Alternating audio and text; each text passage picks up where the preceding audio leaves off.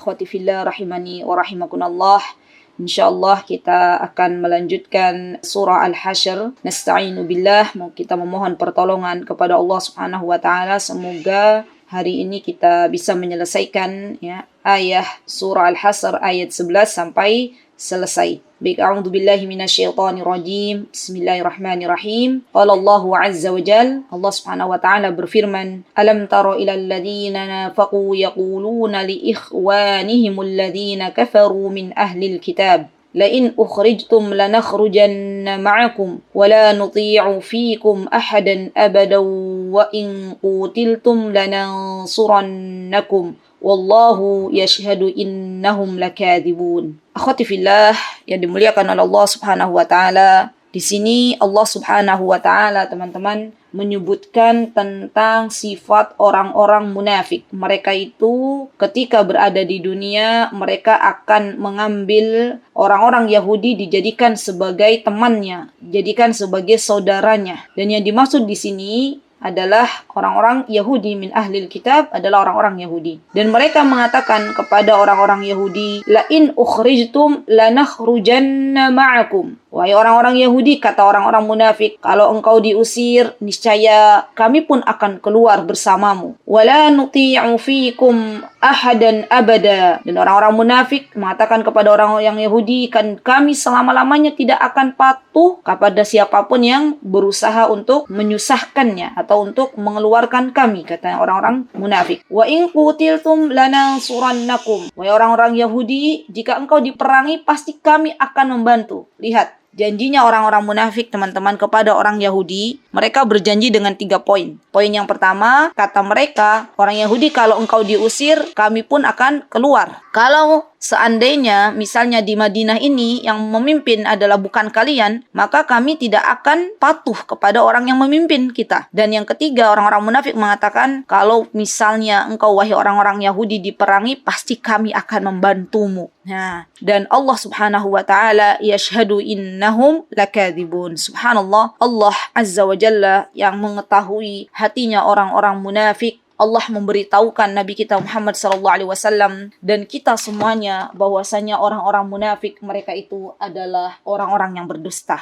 Dan di sini kita bisa ambil pelajaran, akhwati fillah, bahwasanya sampai kapanpun orang-orang munafik dari zamannya Nabi kita Muhammad sallallahu alaihi wasallam sampai nanti hari kiamat, maka di antara sifatnya adalah mereka itu berdusta. Mereka jika berbicara, mereka tidak jujur. Mereka kalau misalnya berjanji, lihat nanti apa yang dilakukan oleh orang-orang munafik. Mereka akan berkhianat. Subhanallah. Bahkan di sini Allah Subhanahu wa taala di ayat yang ke-12 ya.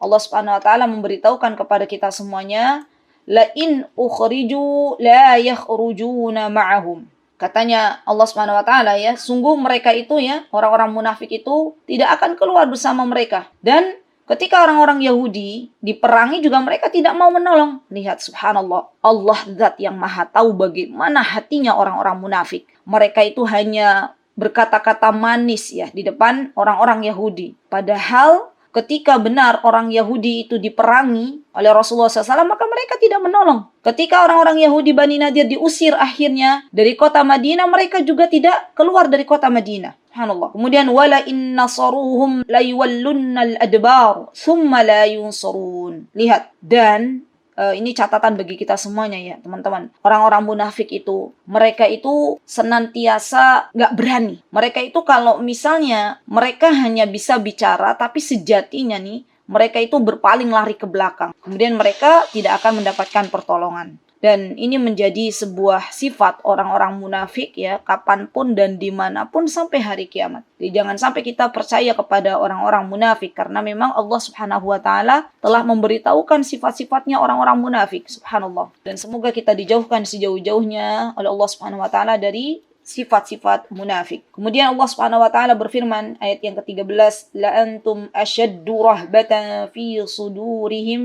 minallah. Dzalika bi annahum qaumun la yafqahun. Subhanallah teman-teman. Allah Subhanahu wa taala nih memberitahukan kepada kita bahwasanya kata Allah Subhanahu wa taala, kaum muslimin itu dalam hatinya orang-orang munafik itu lebih ditakuti daripada Allah. Karena Allah Subhanahu wa taala sampai-sampai mengatakan pada orang-orang munafik, "Dzalika bi annahum qaumul la yafqahun." Karena memang orang-orang munafik itu sesungguhnya adalah orang-orang yang tidak mengerti. Dan ini adalah sebuah berita dari Allah Subhanahu wa taala karena memang orang-orang munafik itu mereka sangat-sangat cinta dengan dunia. Mereka tidak mau melepaskan dunianya dari dalam diri mereka. Allah Subhanahu wa taala menjelaskan di dalam ayat lain dalam Al-Quran, وَلَا تَجِدَنَّهُمْ أَحْرَصَ النَّاسِ عَلَى حَيَاةٍ وَمِنَ الَّذِينَ أَشْرَكُوا يَوَدُّ أَحَدُهُمْ لَوْ يُعَمَّرُ أَلْفَ سَنَةٍ وَمَا هُوَ بِمُزَحْزِهِ مِنَ الْعَذَابِ أَن يُعَمَّرَ وَاللَّهُ بَصِيرٌ بِمَا يَعْمَلُونَ. Orang-orang Yahudi, orang-orang munafik, orang-orang yang tidak percaya kepada Allah Subhanahu wa taala, yang tidak beriman kepada Allah Subhanahu wa taala, sesungguhnya mereka itu adalah orang-orang yang sangat cinta dengan dunia. Mereka itu meminta, menginginkan agar diberi umur yang panjang. Mereka menginginkan dijauhkan dari siksa. Padahal Allah Subhanahu wa taala zat yang maha mengetahui apa yang mereka lakukan. Allah Subhanahu wa taala kemudian berfirman di ayat yang ke-14, لا يقاتلونكم جميعا إلا في قرى محصنة أو من وراء جدور بأسهم بينهم شديد.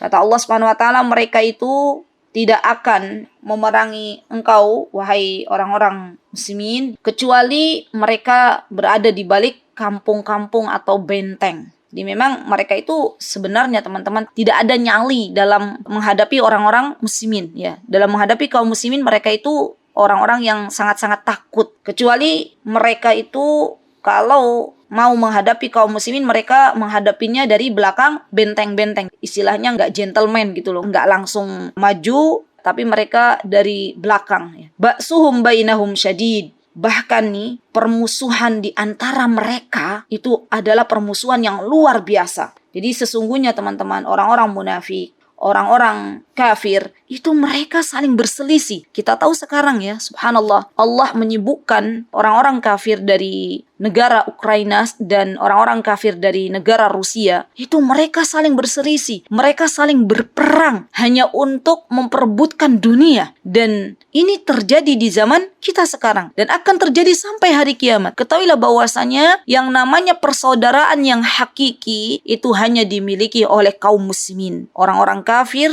mereka hakikatnya mereka semuanya terpecah belah. Mereka semuanya saling membenci. Mereka semuanya saling memperebutkan dunia. Subhanallah. Dan kita menyaksikan sekarang ya teman-teman, Rusia mereka menyerang ya orang-orang Ukraina ya, dan itu pasti akan terjadi nanti sampai hari kiamat antara orang kafir dengan orang kafir. Dzalika bi annahum qaumul la ya'qilun. Subhanallah. Sifat lagi yang Allah Subhanahu wa taala sebutkan setelah Allah Subhanahu wa taala menyebutkan bahwasanya orang-orang munafik adalah orang-orang yang tidak mengerti. Kemudian Allah menyebutkan bahwasanya orang-orang munafik itu adalah orang-orang yang dia tidak berakal. Subhanallah teman-teman, ini pertanda seharusnya kita kaum muslimin tidak ada rasa takut kepada orang-orang kafir. Sesungguhnya kita kaum muslimin harus ada keberanian kepada orang-orang munafik. Jangan malah dijadikan orang-orang munafik itu kawan di dalam kehidupan kita. Teman-teman nanti boleh belajar ya. Subhanallah, ini ilmu yang sangat penting. Ada ilmu namanya al-wala wal bara. Tuh kalau teman-teman baca satu kitab, Masya Allah itu akan menjadikan kita akhirnya tahu kemana kita harus loyal dan kemana kita tidak loyal. Karena kalau kita tidak belajar al-wala wal bara, maka kita akan memberikan loyal kita justru kepada orang-orang kafir. Ya, na'udzubillah summa na'udzubillah. Kemudian Allah Subhanahu wa taala memisalkan di ayat yang ke-15, kamatsalil ladzina min qablihim qariban dzaqu wabala amrihim walahum adzabun alim. Kata Allah Subhanahu wa taala, mereka itu orang-orang Yahudi, mereka itu telah merasakan ya akibat buruk dari orang-orang munafik dan bagi mereka itu azab yang sangat-sangat pedih. Jadi subhanallah, Allah Subhanahu wa taala teman-teman memisalkan bahwasanya orang-orang Yahudi dan orang-orang munafik itu sama. Dan orang-orang Yahudi mereka juga pernah merasakan telah dibohongi oleh orang-orang munafik. Kita kalau mau belajar kembali sirah ya, kita balik lagi ke belakang, maka kita akan dapati bahwasanya ada orang-orang munafik ya ketika terjadi peperangan, orang-orang Yahudi dari Bani Qainuqa ya, dan mereka ada harapan bahwa akan dibantu oleh orang-orang munafik. Ternyata orang-orang munafik tidak datang ya. Subhanallah. Dan memang sifatnya orang-orang munafik seperti ini. Kemudian Allah Subhanahu wa taala berfirman di ayat yang ke-16, lihat.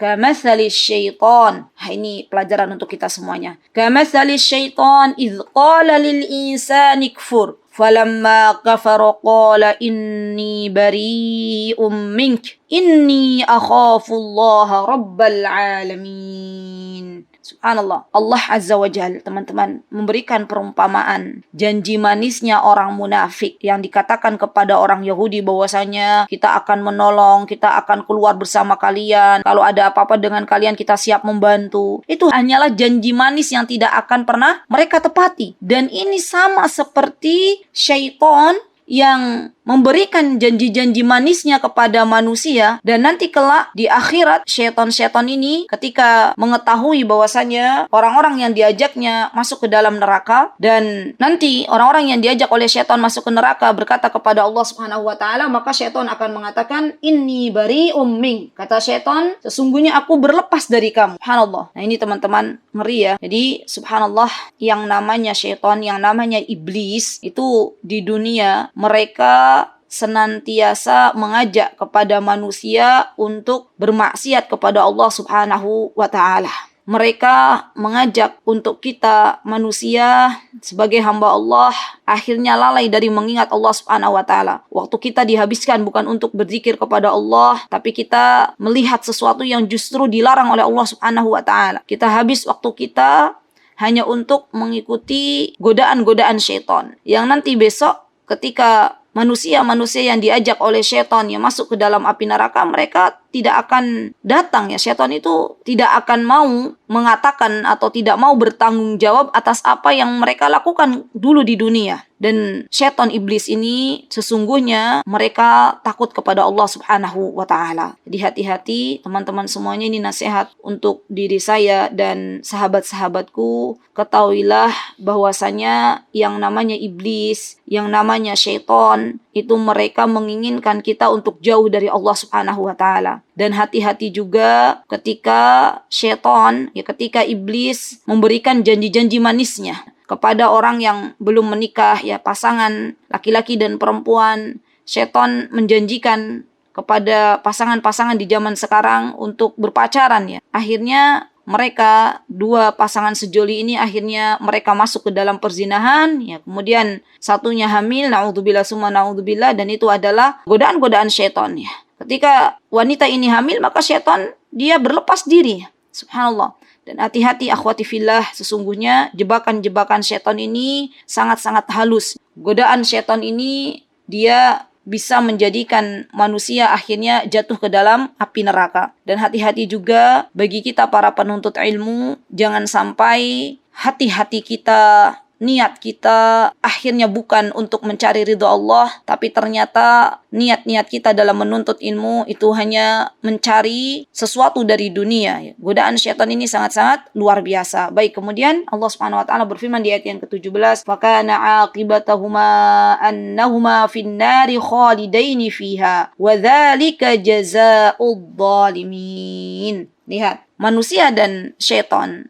ketika di dunia bermaksiat kepada Allah, melakukan dosa-dosa besar, maka Allah Subhanahu wa taala akan memasukkannya ke dalam neraka dan mereka kekal di dalamnya. Demikian pula balasan bagi orang-orang yang zalim. Ya subhanallah. Jadi yang namanya godaan syaitan itu teman-teman, itu bertingkat-tingkat. Syaitan yang mengganggu orang-orang berilmu dengan orang-orang yang tidak berilmu itu berbeda. Syaitan mengganggu orang-orang yang ahli ibadah dengan orang-orang yang ibadahnya biasa-biasa saja, itu juga berbeda. Maka jangan sampai akhirnya misalnya naudzubillah summa naudzubillah, kita yang diberikan kesempatan oleh Allah Subhanahu wa taala untuk belajar, mendapatkan sebuah ilmu, akhirnya kita mengatakan bahwasanya ini adalah karena hasil usaha kita. Ini karena adalah hasil dari kecerdasan ya, dan akan menjadikan waliyadzubillah sombong. Maka orang-orang yang demikian kelak akan dimasukkan ke dalam nerakanya Allah Subhanahu wa taala.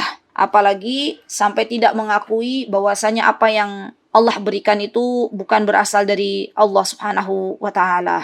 Di ayat yang 18 Allah Subhanahu wa taala berfirman, "Ya ayyuhalladzina amanu taqullaha wal tanzur nafsum ma qaddamat lighad wattaqullaha innallaha khabirum bima ta'malun." Subhanallah, ini nasihat yang terbaik teman-teman. Ketika Allah Subhanahu wa taala mengingatkan kita semuanya, hendaklah kita bertakwa kepada Allah dan hendaklah kita bersiap-siap untuk memperhatikan apa yang telah kita perbuat di dunia ini. Hendaklah kita senantiasa mengingat bahwasanya kelak di akhirat ada sebuah pertanggungjawaban. Dan subhanallah, orang-orang yang senantiasa hatinya ingat dengan akhirat, maka ia akan berhati-hati di dalam menjalani kehidupannya di dunia. Subhanallah. Dan ini menjadi sebuah renungan bagi kita saat ini berada di bulan Ramadan, ya, bulan yang mulia, bulan di mana pahala dilipat gandakan, bulan di mana Allah membuka pintu-pintu surga, Allah menutup rapat pintu-pintu neraka, dan Allah berikan diskon yang sangat besar, memberikan ampunan kepada hamba-hambanya. Maka jadilah kita orang-orang yang hidup seakan-akan kita tidak lagi bisa menemui hari esok. Jadilah kita orang-orang yang hidup seakan-akan ini adalah Ramadan terakhir kita. Coba kalau kita jadikan itu di dalam kehidupan kita, pasti kita akan menjalani Ramadan ini dengan semangat. Pasti kita akan menjalani Ramadan ini berbeda dengan hari-hari lainnya yang biasanya membaca Al-Quran. Tidak setiap hari dalam bulan Ramadan ini ingat ya, bahwasanya bulan Ramadan adalah bulan diturunkannya Al-Quran, ya, maka dia akan berlomba-lomba dalam membaca Al-Quran, ya, subhanallah. Dan ketika seseorang, teman-teman, dia tahu bahwasanya apa yang dilakukannya itu pasti akan dihisab oleh Allah Subhanahu wa taala, maka dia akan menjadi orang yang berhati-hati ketika memiliki sesuatu. Dia akan berhati-hati ketika lisannya berkata. Dia akan berhati-hati ketika ternyata dia mendolimi orang lain. Ya subhanallah. Karena semuanya akan ditanya oleh Allah Subhanahu wa taala. Bahkan kaki kita langkahkan kemana pun akan ditanya oleh Allah Subhanahu wa taala. Usia muda kita akan ditanya oleh Allah Subhanahu wa taala. Ilmu kita akan ditanya oleh Allah Subhanahu wa taala. Harta kita pun akan ditanya dari mana dan untuk apa. Orang-orang yang cerdas adalah orang-orang yang Rasulullah SAW kabarkan. Sesungguhnya orang-orang yang cerdas adalah orang-orang yang dia mengingat kematian dan bersiap-siap berbekal untuk hari setelah kematian tersebut. Subhanallah. Orang-orang yang dia memikirkan sudah seberapa banyak bekal yang dikumpulkan, maka yang ada dia senantiasa bahagia. Dia senantiasa bahagia di dalam kehidupannya. Kalaupun misalnya di dalam kehidupannya dia mendapatkan nikmat, maka bersyukur. Dia bersyukur. Kalaupun misalnya di dalam kehidupannya ditakdirkan oleh Allah Subhanahu wa taala dengan berbagai macam musibah, maka ia pun bersabar karena ia tahu semuanya akan menjadikan mulia di hadapan Allah Subhanahu wa taala. Maka apapun yang Allah takdirkan kepada kita, wahai kawanku, ya bersabarlah, bersabarlah. Karena kehidupan di dunia ini hanya sebentar saja. Hanya sebentar saja. Kalau ada yang bertanya sampai kapan kita bersabar? Maka saya katakan bersabarlah sampai Allah menjemput nyawa kita masing-masing. Dan kita tidak akan pernah tahu kapan Allah menjemput nyawa kita. Bisa jadi 1 menit lagi. Bisa jadi 5 menit lagi. Bisa jadi 10 menit lagi. Kita nggak tahu. Maka minta kepada Allah Subhanahu wa taala as-sabat, as-sabat ya akhwat. Kita minta kepada Allah Subhanahu wa taala untuk kita semuanya senantiasa bersabar atas apa yang Allah Subhanahu wa taala telah takdirkan kepada kita. Kita ridha dengan apa yang Allah berikan kepada kita. Dan kita mampu mensyukuri atas apa-apa yang Allah berikan kepada kita semuanya. Karena di dunia ini kita hidup hanya sebentar dan kita akan kembali ke kampung halaman kita masing-masing, yaitu akhirat. Kemudian Allah Subhanahu wa taala menyebutkan wattaqullaha innallaha khabirum bima ta'malun. Tidak ada bekal yang paling baik untuk kita jalani di dunia ini, wahai saudariku, kecuali bertakwa kepada Allah Subhanahu wa taala. Dan di antara faidah Allah Subhanahu wa taala memerintahkan kita untuk beribadah puasa di bulan Ramadan, kecuali faidahnya adalah agar kita menjadi manusia-manusia yang bertakwa. Dan manusia disebut bertakwa kalau dia memiliki syarat 6 poin. Catat ini baik-baik. Tidaklah seseorang seorang itu bertakwa, wahai saudariku, sebagaimana yang dikatakan oleh Talq bin Hubayb, kecuali dia menjalankan semua perintah Allah Subhanahu wa taala. Tidaklah manusia itu bertakwa kecuali ketika menjalankan perintah Allah disertai dengan ilmu. Tadi sudah dibahas oleh Ustadz Hanan bahwasanya kita itu hendaklah mencintai ilmu kapanpun dan dimanapun. Kita bisa lihat ya, Imam Malik rahimahullahu taala, beliau adalah seorang imam yang tidak pernah absen, tidak pernah libur untuk menuntut ilmu. Sampai-sampai di hari Idul Fitri, di mana kawan-kawannya Imam Malik libur untuk menuntut ilmu, justru Imam Malik itu datang kepada gurunya. Dan Imam Malik menjadikan hari libur Idul Fitri itu sebagai kesempatan beliau untuk datang kepada gurunya dan bisa mendapatkan waktu yang luang. Karena biasanya kan berebut dengan kawan-kawannya Imam Malik. Karena kawannya libur, Imam Malik menggunakan kesempatan ini untuk belajar dari guru-gurunya. Lihat keteladanan Imam Malik. Dan subhanallah, dengan ilmu yang kita miliki, Allah angkat derajat kita menjadi hamba-hambanya yang bertakwa. Dan poin yang ketiga, tidaklah disebut sebagai orang yang bertakwa, teman-teman, kecuali ketika kita melakukan amal saleh, kita mengharapkan wajah Allah Subhanahu wa taala. Kita mengharapkan apa yang ada di sisi Allah Subhanahu wa taala. Poin yang keempat, tidaklah disebut orang yang bertakwa kecuali ia menjauhi apa-apa yang dilarang oleh Allah Subhanahu wa taala. Di bulan Ramadan ini, janganlah kita hanya mampu menahan dahaga dan lapar saja, tapi kita juga diperintahkan oleh Allah Subhanahu wa taala untuk menjauhi berkata-kata yang tidak baik. Ya, lisan kita harus dijaga. Lisan kita harus dijaga ya akhwat. Maka ketika kita menjaga lisan kita, hanya mengucapkan kata-kata yang baik, ini merupakan sebuah hal yang diperintahkan oleh Allah Subhanahu wa taala. Dan poin yang kelima, ketika kita menjauhi larangan-larangan Allah, itu disertai dengan ilmu. Kita tahu, oh yang melarang ini adalah Allah. Oh yang melarang ini adalah Nabi kita Muhammad SAW. Dan subhanallah teman-teman, ini nasihat untuk diri saya dan teman-teman ya. Saya sangat sedih ya ketika misalnya ada orang yang dia berilmu kemudian berhenti dari belajar. Karena sesungguhnya ya akhwat, semakin kita itu belajar ya, semakin kita itu mencari ilmu, maka kita akan semakin paham kalau ilmu kita itu sangat-sangat sedikit. Kalau ilmu Allah itu sangat-sangat luas, maka nggak usah kita malu ketika belajar walaupun usia kita sudah sepuh. Karena memang dengan belajar itulah akhirnya kita mengetahui apa-apa yang dilarang oleh Allah, dosa-dosa yang memang seharusnya kita jauhi. Kalau nggak belajar, dari mana kita tahu? Subhanallah. Dan kita berharap kepada Allah, memohon kepada Allah agar apa yang kita pelajari dari ilmu itu menjadi ilmu yang bermanfaat. Tidak ada sesuatu yang bisa kita lakukan ya akhwati fillah kecuali atas pertolongan dari Allah Subhanahu wa taala. Dan poin yang terakhir, yang keenam adalah ketika kita menjauhi larangan Allah, maka dalam rangka ya kita takut adabnya Allah Subhanahu wa taala yang sangat-sangat pedih. Kemudian Allah berfirman ya, innallaha khabirum bima ta'malun. Sesungguhnya Allah Subhanahu wa taala mengetahui apa yang kita kerjakan. Kemudian ayat yang ke-19, Allah Subhanahu wa taala berfirman, "Wala takunu kalladzina nasullaha fa'ansahum anfusahum. Ulaika humul fasiqun." Lihat, Allah menyebutkan sifatnya orang-orang fasik. Kata Allah Subhanahu wa taala, orang-orang fasik itu adalah orang-orang yang ia melupakan Allah Subhanahu wa taala. Dan kalau sudah melupakan Allah Subhanahu wa taala, maka Allah melupakan kita semuanya. Kita dibiarkan tenggelam dalam kemaksiatan. Kita dibiarkan tenggelam untuk melakukan dosa-dosa. Dan kalaulah tidak karena kasih sayang Allah ya akhwati, kita semuanya akan tenggelam dalam dosa-dosa kita. Maka untuk mendapatkan kasih sayang Allah, agar Allah senantiasa mengingat kita, maka hendaklah kita semuanya banyak-banyak mengingat Allah Subhanahu wa taala. La haula wala quwata illa billah. Ketika Allah Subhanahu wa taala sudah melupakan hambanya, maka Allah Subhanahu wa taala tidak akan memberikan hidayah. Padahal hidayah itu kita butuhkan di dalam kehidupan kita. Saya ajak, dan ini nasihat untuk diri saya pastinya, bahwasanya dimanapun dan kapanpun, jika ada kesempatan untuk beramal salih, maka lakukanlah. Banyak-banyaklah berzikir kepada Allah, banyak-banyaklah mengingat nama Allah Subhanahu wa taala.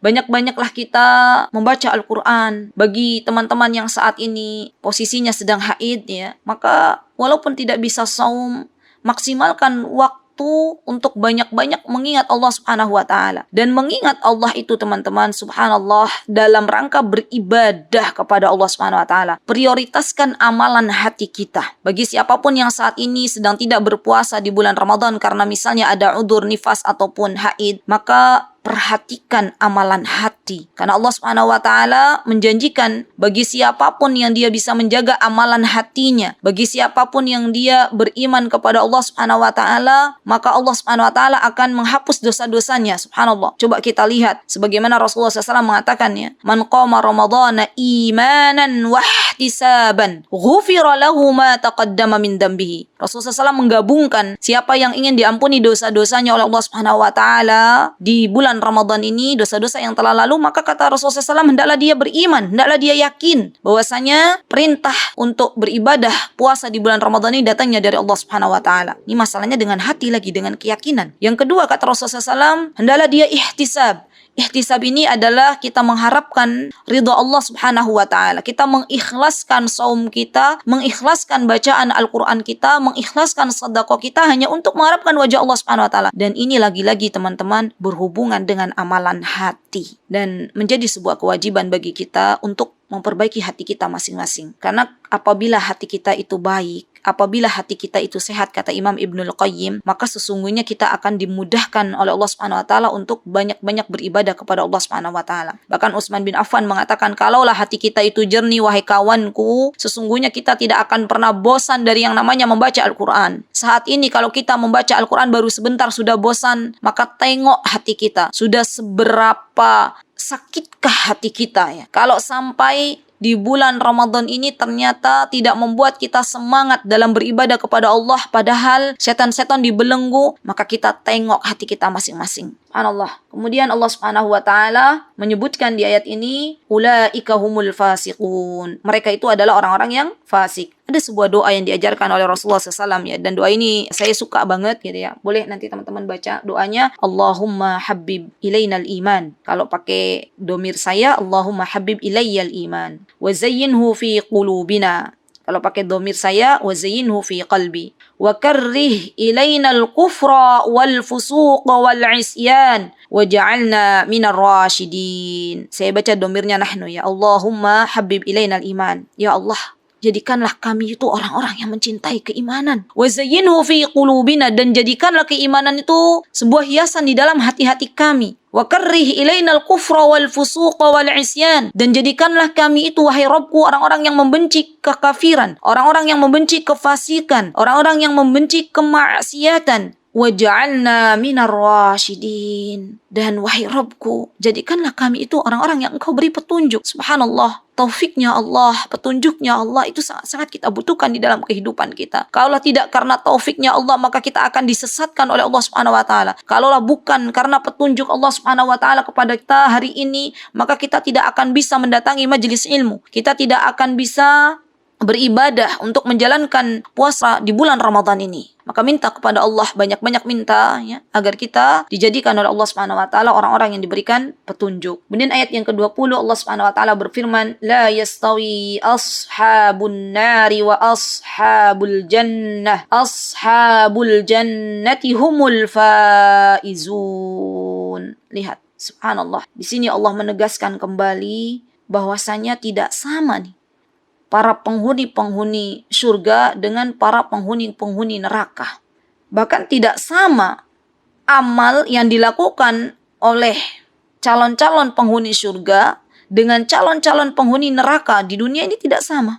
Subhanallah, teman-teman. Dan orang-orang yang dia diberikan oleh Allah Subhanahu wa taala ya, sebagai calon-calon penghuni surga, ini adalah orang-orang yang faiz, orang-orang yang beruntung. Dan tidaklah kita dijadikan oleh Allah Subhanahu wa taala untuk menjadi calon-calon penghuni surganya Allah, kecuali kita harus memaksakan diri kita masing-masing ya akhwat untuk menjadi hamba Allah yang bertakwa dimanapun dan kapanpun. Ittaqillaha haitsuma kunt. Ya, subhanallah. Menjadi pelajaran bagi kita semuanya dimanapun dan kapanpun bagaimana keadaan kita, hendaklah kita merasa diawasi oleh Allah Subhanahu wa taala. Hendaklah kita merasa bahwasanya kelak Allah akan meminta kepada kita semuanya apa yang pernah kita lakukan di dunia ini dari sebuah pertanggungjawaban. Dan kita memohon kepada Allah, senantiasa meminta kepada Allah agar Allah memberikan, mengaruniakan kepada kita semuanya surga firdaus tertinggi. Allahumma inni as'alukal jannah. Kita memohon kepada Allah di hari-hari yang mulia ini, di hari di mana ketika orang berdoa maka Allah Azza wa Jalla akan mengabulkan. Karena Rasulullah SAW mengatakan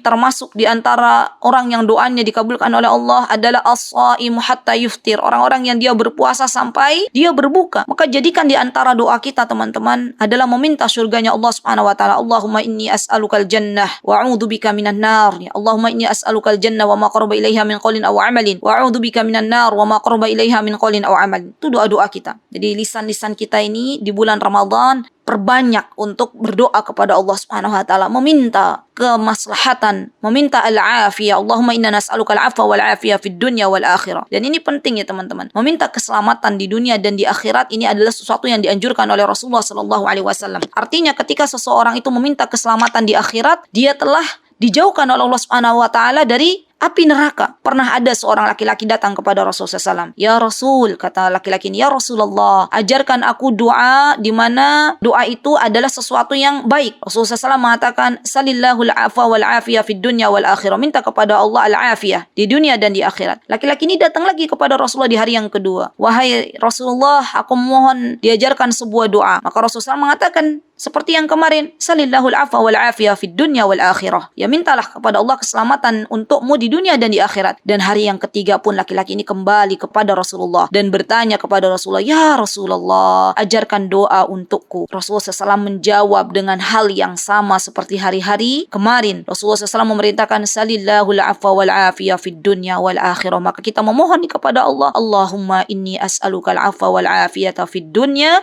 wal akhirah. Taib, kemudian yang ke-21 Allah Subhanahu wa taala berfirman, "Lau anzalna hadzal qur'ana 'ala jabalin la ra'aitahu khashi'an mutasaddian min khasyatillah wa tilkal amsalu nadribuha lin-nasi la'allahum yatafakkarun." Subhanallah. Allah memberitahukan teman-teman kepada kita kalau sekiranya Al-Quran yang begitu agung ini diturunkan oleh Allah Subhanahu wa taala ke sebuah gunung, pasti kita akan melihat gunung itu akan terpecah, gunung itu akan meleleh disebabkan ketakutannya kepada Allah Subhanahu wa taala. Subhanallah. Begitu mulianya Al-Quran, dan siapapun yang dekat dengan Al-Quran maka Allah akan muliakan. Bukankah Allah telah memuliakan bulan Ramadan ini karena diturunkan Al-Quran pada bulan Ramadan? Bukankah Allah Subhanahu wa taala telah memuliakan kota Makkah karena di sanalah Allah turunkan Al-Quran? Bukankah Allah Subhanahu wa taala telah memuliakan malaikat karena malaikat Jibril lah malaikat yang membawakan wahyu kepada Rasulullah sallallahu alaihi wasallam? Dan bukankah Allah yang telah memuliakan Rasulullah sallallahu alaihi wasallam karena Rasulullah SAW adalah nabi yang diberikan mukjizat terbesarnya yaitu Al-Quran. Begitu pula Allah akan muliakan hamba-hambanya yang dia dekat dengan Al-Quran, yang ia senantiasa mentadabburi Al-Quran, yang ia senantiasa mengamalkan apa-apa yang ia ketahuinya dari Al-Quran. Demi Allah ya akhwat, tidak ada yang bisa menyelamatkan kita di dunia ini kecuali dengan cara kita berpegang teguh dengan Al-Quran dan sunnah Nabi kita Muhammad SAW. Orang-orang yang dekat dengan Al-Quran, maka ia akan merasakan kebahagiaan yang sejati. Orang-orang yang dekat dengan Al-Quran, maka tidak akan ada kekhawatiran di dalam kehidupannya. Orang-orang yang dekat dengan Al-Quran, maka Allah akan menjaganya di dunia dan di akhirat. Kalau kita pengen anak keturunan kita dijadikan oleh Allah Subhanahu wa taala orang-orang yang dekat dengan Al-Quran, maka mulailah dari diri kita masing-masing ya akhwat untuk dekat dengan Al-Quran. Jangan pernah malu ketika kita harus duduk bareng dengan anak-anak kita satu halaqah hanya untuk mempelajari Al-Quran. Karena Al-Quran itu begitu agung. Al-Quran akan memberikan kebahagiaan di dunia dan di akhirat. Al-Quran akan memberikan syafaatnya bagi siapapun yang ia sibuk dengan Al-Quran itu sendiri di dunia. Besok ya akhwat, ketika kita berada di akhirat dan diri kita masing-masing menginginkan syafaat, mencari syafaat, maka Al-Quran akan datang. Al-Quran akan mencari mana orang-orang yang dulu sibuk denganku, mana orang-orang yang dulu senantiasa mentadabburiku, dan mana pula orang-orang yang dulu senantiasa dia beramal sesuai dengan apa yang ada di dalamku. Dan Al-Quran akan berkata kepada Allah, wahai Rabbku, masukkanlah ia ke dalam syurganya. Jangan pernah tinggalkan Al-Quran ya akhwat. Dan kita memohon kepada Allah Subhanahu wa ta'ala agar Allah tidak menjauhkan kita dari Al-Quran. Kemudian Allah Subhanahu wa ta'ala berfirman di ayat yang ke-22, Huwallahu alladhi la ilaha illahu alimul ghaibi wa syahadah huwa rahmanur rahim. Allah Azza wa Jalla adalah zat yang tiada Rabb selain Allah Subhanahu wa ta'ala. Tidak ada ilah selain Allah. Alimul ghaibi wa syahadah. Allah maha mengetahui apa-apa yang gaib, apa-apa yang tidak kita ketahui. Dan Allah mengetahui apa-apa yang nyata. Huwa rahmanur rahim. Allah adalah zat yang maha ar-Rahman. Allah adalah zat yang maha ar-Rahim. Subhanallah. Teruslah memohon kepada Allah Subhanahu wa ta'ala agar Allah menyayangi kita semuanya. Ya Rahman irhamni wa ya Rahim irhamni. Tidak bisa memasuki surga Allah ya akhwat hanya bermodalkan amalan-amalan kita. Kita memasuki surga Allah dengan rahmatnya Allah Subhanahu wa ta'ala. Maka kapanpun dan dimanapun jagalah Allah dan mohonlah agar Allah menyayangi kita baik di dunia maupun di akhirat, karena Allah adalah zat yang maha ar-Rahman dan ar-Rahim. Kemudian Allah Subhanahu wa ta'ala menjelaskan di ayat yang ke-23, Huwallahu alladhi la ilaha illahu al-malikul quddusus salamul mu'minul muhaimin al-muhaiminul azizul jabarul mutakabbir subhanallahi amma yushrikun. Huwallahu alladhi, Allah Azza wa Jalla adalah ilah al-malik yang maha merajai, al-quddus yang maha suci, Assalam, Maha Sejahtera, Al-Mu'min yang memberikan kepada kita keamanan, Al-Muhaimin yang memelihara kita semuanya, Al-Aziz yang maha perkasa, Al-Jabbar yang maha berkuasa, Al-Mutakabbir dan memiliki segala keagungan. Subhanallahi amma yushrikun. Maha suci Allah dari apa yang mereka persekutukan. Subhanallah, ini adalah sebuah ilmu yang mesti kita pelajari lagi teman-teman. Dan ini nasihat untuk diri saya pastinya. Kita mempelajari lagi nama-nama Allah. Kita mempelajari lagi sifat-sifat Allah. Karena itu adalah ilmu yang agung. Ilmu yang hendaklah kita pelajari pertama kali adalah ilmu mengenal Rabb kita. Barang siapa yang dia mengenal Rabbnya, maka dia akan menjadi hamba Allah yang bertakwa. Barang siapa yang dia mengenal Rabbnya, maka dia akan dimasukkan kelak nanti di surga Firdaus tertinggi. Dan ini PR untuk kita semuanya. Kemudian Allah Subhanahu wa ta'ala berfirman di ayat yang terakhir, Huwallahul khaliqul bari'ul musawwiru lahul asma'ul husna yusabbihu lahu ma fis samawati wal ard wa huwal azizul hakim. Huwallahul khaliq, Allah yang maha menciptakan, al-bari, Allah yang memiliki nama al-bari yang mengadakannya, al-musawwir, Allah yang membentuk segala rupa, lahul asma'ul husna, Allah zat yang memiliki asma'ul husna, dan nama-nama Allah itu indah, nama-nama Allah itu banyak, tidak terbatas 99 saja. Dan kita bisa berdoa, wahai akhwati fillah, dengan nama-nama Allah yang indah. Yusabbihu lahu ma fis samawati wal ard. Bertasbihlah kepada Allah apa-apa yang ada di langit dan apa-apa yang ada di bumi. Wa huwal azizul hakim. Dan Allah adalah zat yang maha perkasa lagi maha bijaksana. Subhanallah, kesempurnaan hanya milik Allah Subhanahu wa ta'ala, dan pastinya kekurangan milik saya pribadi. Semoga teman-teman dan kita berdoa semoga apa yang kita dapatkan di pagi hari ini Allah jadikan sebagai ilmu yang bermanfaat. Aqulu qawli hadza wastaghfirullah li wa lakum wa akhiru da'wana alhamdulillahi rabbil alamin. Assalamualaikum warahmatullahi wabarakatuh.